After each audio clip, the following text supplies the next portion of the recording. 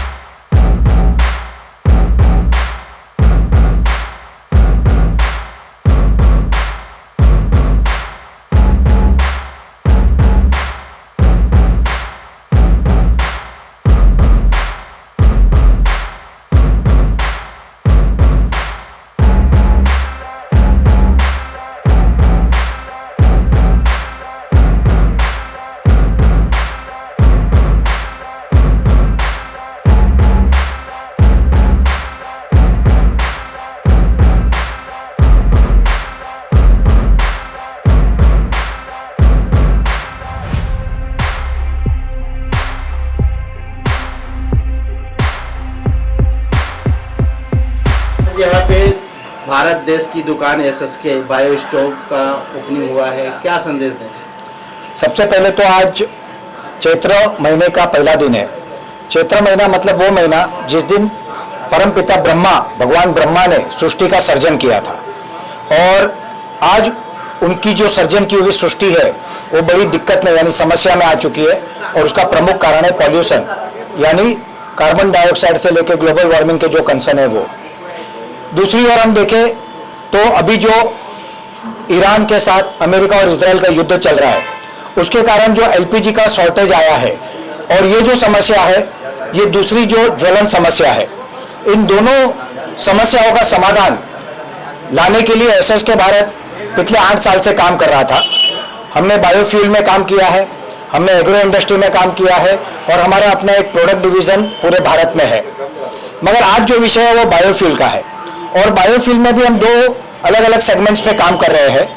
एक सेगमेंट जो हमारा है वो है ईंधन फॉर व्हीकल्स, जो हमारी गाड़ियाँ होती है, गाड़ियों के लिए बायो सीएनजी मेन हमारा कोर है, उस पर हम काम कर रहे हैं। और दूसरा जो हमारा कोर है वो है cooking fuel, alternate cooking fuel.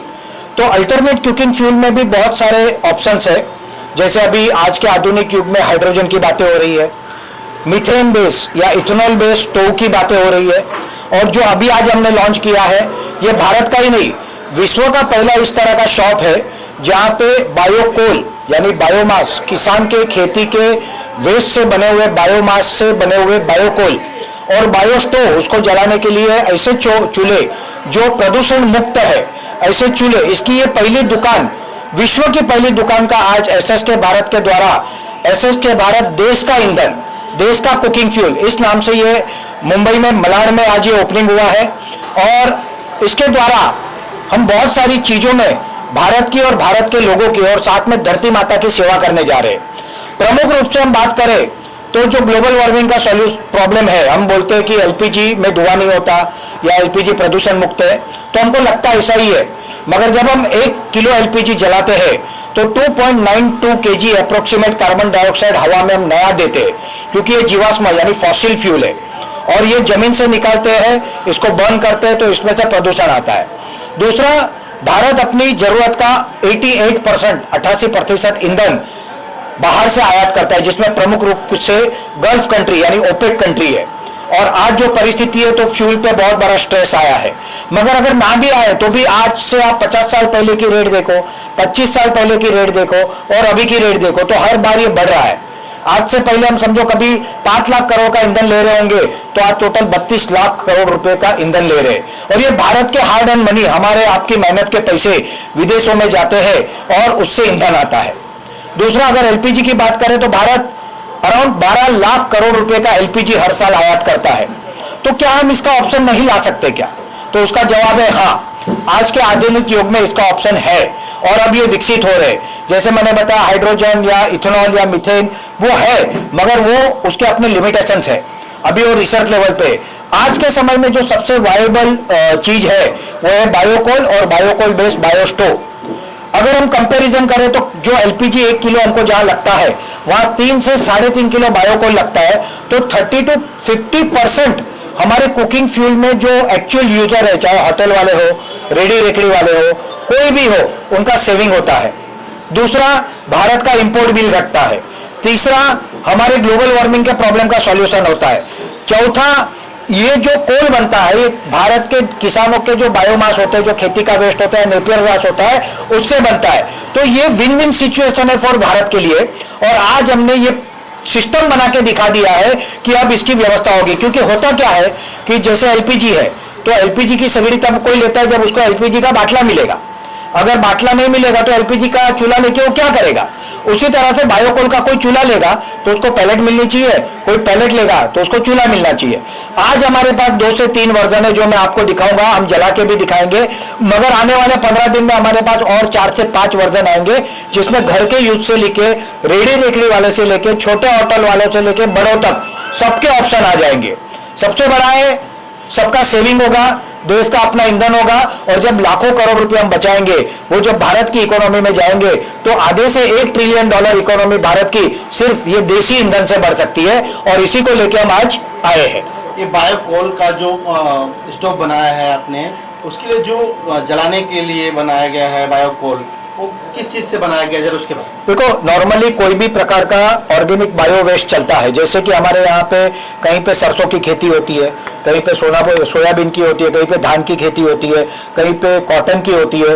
तो जब ये खेती होने के बाद उसका जो वेस्ट रह जाता है, ये सारा वेस्ट इससे बायोकोल बनता है। अगर ये कम मात्रा में मिले, समझो कभी भविष्य में बहुत बड़ी डिमांड आ जाए, तो इसका एक अल्टरनेटिव नेपियर ग्रास, जो एक बार उगाने पे 8 साल चलता है, हर 2 महीने में कटिंग मिलता है और पर एकड़ 300 से 600 टन भी प्रोडक्शन देता है। तो ये बायोमास से ही बनता है जो किसान देगा। और इसके कारण जो प्रधानमंत्री जी कहते हैं कि किसान की आय दुगनी करनी है, तो एडिशनल इनकम कहां से आएगी?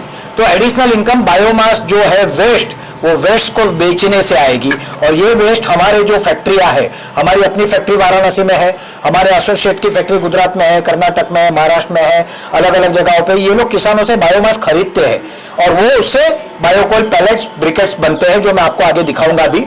और ये पूरा का पूरा भारत का अपना है, हम किसी के ऊपर निर्भर नहीं है। इसके मशीन्स की बात करें तो भारत में सत्यनीत इंजीनियरिंग है, राधे इंजीनियरिंग है, ऐसे बहुत सारे लोग, हमारे फैबॉन इंजीनियरिंग है नासिक में, ये लोग इसके पैलेट मशीन, ब्रिकेट मशीन्स बनाते हैं जो कोल बनता है। तो ये मशीन के लिए भी हम दुनिया में किसी पे निर्भर नहीं है, ये भी अपने। अगर स्टोव की बात करूं तो आज जो मैं आपको स्टोव दिखाने वाला हूं, उसमें एक कमर्शियल स्टोव है जो हाई फ्लेम जिसको चाहिए, क्योंकि आप बोलते हो कि जैसे इंडक्शन स्टोव है, इंडक्शन स्टोव पे आप रोटी नहीं बना सकते, उसके लिमिटेशन है। हाइड्रोजन के भी अपने लिमिटेशन है, एक लेवल के अगर ऊपर हीट चला गया तो बर्तन भी पिघल जाएंगे। इस तरह से हर एक का लिमिटेशन है, इसका कोई लिमिटेशन नहीं है। तो ये जो स्टोव है ये हर चीज में वायबल है और एकदम प्रैक्टिकल है। तो ये फैबॉन इंजीनियरिंग का कमर्शियल चूल्हा हम आज आपको दिखाने वाले हैं, जो नासिक में सतीश जी है, उन्होंने डेवलप किया है। उसके अलावा समर्थ इलेक्ट्रॉनिक्स नासिक हमारे कुलकर्णी सर है, उन्होंने आईआईटी दिल्ली के साथ रिसर्च करके एक चूल्हा डेवलप किया है, 2 वो मॉडल हमारे पास है, वो हम देने वाले हैं। एसएस के भारत अपने मॉडल ला रहे हैं जो आने वाले 10 से 15 दिन में रेंज आ जाएगी। और इसके बाद ये चूल्हों में जो लिमिटेशन है मार्केट में वो भी कवर हो जाएगी, आसान हो जाएगा यूज, और इसको बर्निंग करना भी आसान हो जाएगा। तो ये पूरा का पूरा made in India, made by भारतीय प्रोडक्ट है, भारतीय लोगों के द्वारा भारत के लोगों के लिए बने हुए प्रोडक्ट है, बने हुई फैक्ट्रियां है, बने हुए कोल है, बने हुए चूल्हे हैं। तो ये पूरा भारत का अपना प्रोडक्ट है। बात करें तो अगर इसकी प्राइस की, जो बायोकोल है, बायो स्टोव है, इसकी प्राइस क्या निर्धारित किया गया? देखिए, बायोकोल भारत में depend upon area to area 14-15 रुपए से लेके 20-25 रुपए तक किलो मिलता है।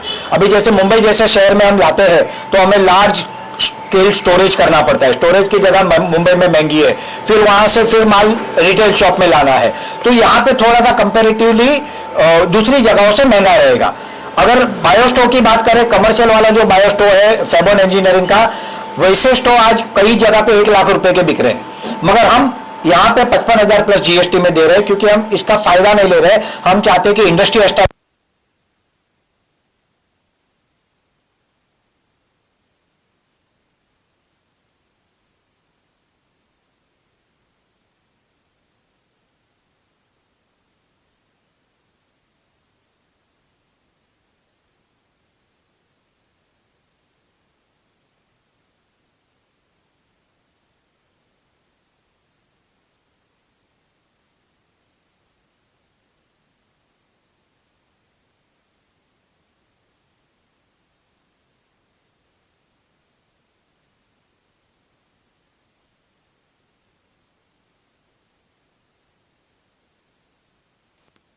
आत्मनिर्भर हो जाएंगे ईंधन में, हमको किसी के सामने झुकने की या ये करने की जरूरत नहीं पड़ेगी। तो ये पूरा का पूरा इस इंडस्ट्री का बेनिफिट है। इससे प्रदूषण को, पर्यावरण को कोई देखिए, प्रदूषण मतलब बायोकोल के चूल्हे में एक सिस्टम होती है, उसे कहता है फैन। कहीं पे इलेक्ट्रिक फैन होते हैं, कहीं पे बैटरी ऑपरेटेड होते हैं। इसमें एक प्राइमरी हवा, प्राइमरी एयर यानी ऑक्सीजन दिया जाता है, एक सेकेंडरी ऑक्सीजन दिया जाता है। इसके कारण इसमें धुआं बिल्कुल नहीं आता, ठीक है।